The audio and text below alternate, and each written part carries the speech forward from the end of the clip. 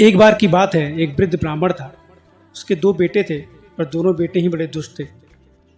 उसको तीर्थ यात्रा करने का मन था, पर उसके बेटे उसको लेके नहीं जा रहे थे। अब एक वृद्ध ब्राह्मण सोचता था कि वह तीर्थ यात्रा कैसे करेगा। तभी उसे एक नवयुवक मिला। उसने उससे कहा कि अगर तुम मुझे तीर्थ यात्रा करा दोगे, मैं बूढ़ा हो चला हूँ, मुझसे अकेले नहीं जाया जाएगा। अगर तुम मुझे तीर्थ यात्रा करा दोगे तो मैं तुम्हें खूब सारा धन दूंगा। उसने कहा ठीक है। जवान बेरोजगार था, वो जाने के लिए राजी हो गया। वो वृद्ध ब्राह्मण को लेकर तीर्थ यात्रा पर जाने लगा और सारे तीर्थ यात्रा कराने लगा। उसकी खूब सेवा भाव करता था और साथ साथ लेकर जाता था। अब पूरी तीर्थ यात्रा हो गई तो अंतिम में वृंदावन बचा। वहाँ पहुँचे तो वहाँ पहुँचने से पहले वो बूढ़ा बहुत बीमार हो गया। उस बूढ़े व्यक्ति की उस नौजवान ने खूब सेवा की, ऐसे जैसे कि माँ की सेवा कर रहा है। खूब अच्छे से सेवा की। उसके सेवा भाव को देखकर वृद्ध ब्राह्मण बड़ा ही खुश हुआ।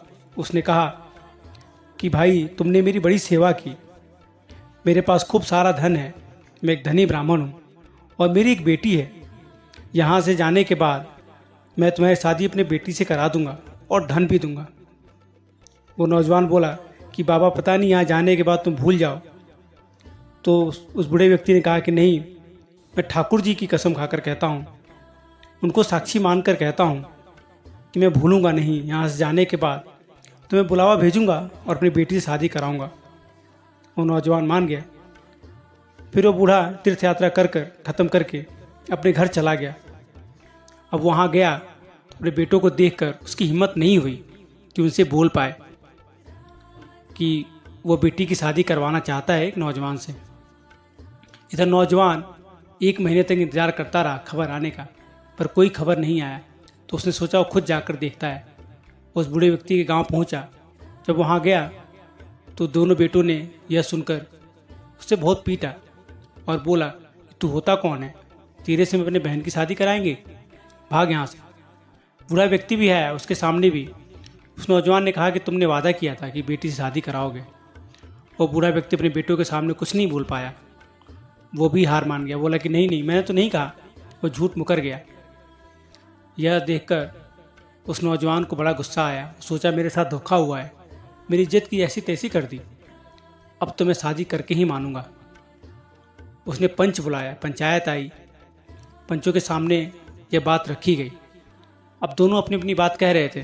नौजवान बोलता था कि बाबा ने कहा था कि बेटी शादी कराऊंगा और तीर्थ यात्रा घुमा दो, उसके बदले बेटी शादी कराऊंगा। बूढ़ा व्यक्ति बोलता था कि नहीं, मैंने ऐसा नहीं कहा। तो पंचायत ने पूछा कि कोई तीसरा व्यक्ति था जिसने यह सुना हो, जो इसका साक्षी हो। उस नौजवान ने कहा कि हाँ, ठाकुर जी थे। ठाकुर जी को साक्षी मानकर इस बाबा ने कहा था कि बेटी शादी कराएंगे। तो ठाकुर जी तो गवाही देंगे नहीं। तब ये हुआ कि अगर ठाकुर जी गवाही दे दें तो बात मान ली जाएगी। उस बूढ़े व्यक्ति ने भी कहा कि ठीक है, हाँ, ये बात मान ली जाएगी, क्योंकि उसे पता था कि ठाकुर जी तो आएंगे नहीं। उनके बेटों ने भी मान लिया कि हाँ, अगर ठाकुर जी गवाही देंगे तो हम लोग शादी करा देंगे, क्योंकि उनको भी विश्वास था कि ठाकुर जी नहीं आएंगे। पर नौजवान कभी ठाकुर जी को मूर्ति माना ही नहीं, वो तो उनको एक व्यक्ति मानता था। कहा ठीक है, मैं ठाकुर जी को लेकर आऊँगा, गवाही देंगे। वो वृंदावन गया। दौड़ते दौड़ते गया तो रात हो चुकी थी। ठाकुर जी के जो सेवक थे उनको सुला चुके थे और कक्ष का द्वार बंद हो चुका था।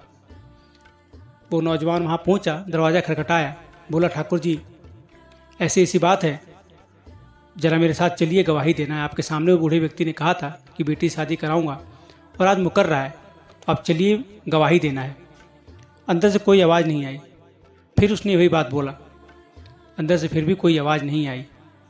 इस बार उसने खूब ज़ोर से बोला कि आप चलेंगे कि नहीं चलेंगे? अगर आप नहीं जाएंगे तो मैं यहीं रात भर रुका रहूँगा, मैं गाँव भी नहीं जाऊँगा और यहीं भूख प्यास से अपना प्राण त्याग दूंगा, पर आपको चलना ही पड़ेगा।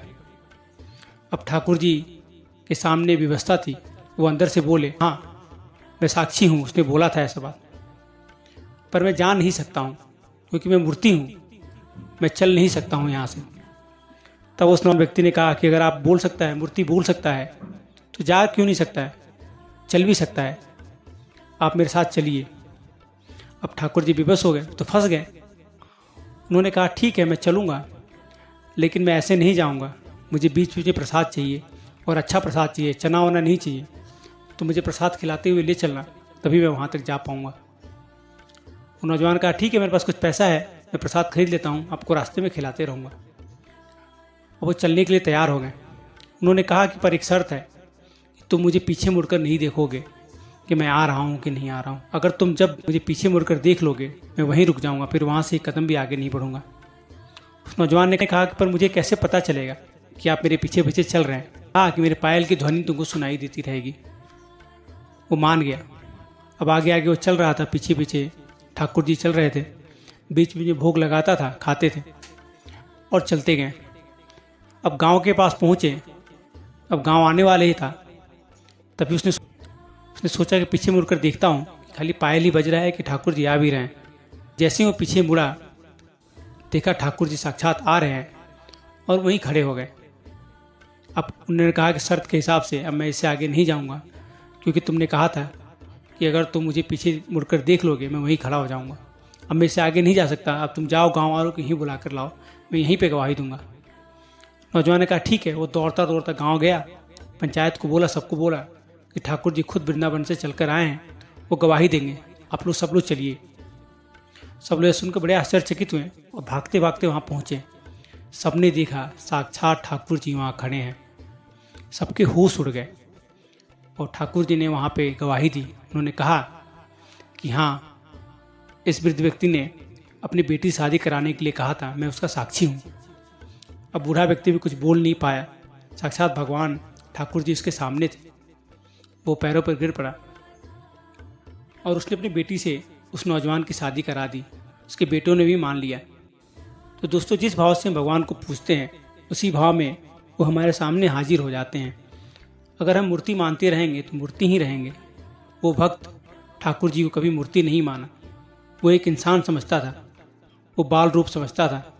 तभी भगवान उसके साथ उसी रूप में आ गए।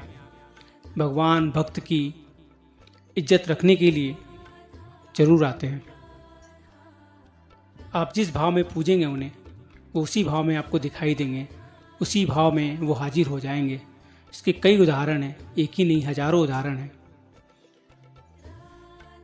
दोस्तों, कभी भी आप भगवान की पूजा करते हैं तो उसे मूर्ति समझकर मत पूजिए, उसे इंसान, उसे साक्षात समझकर पूजिए।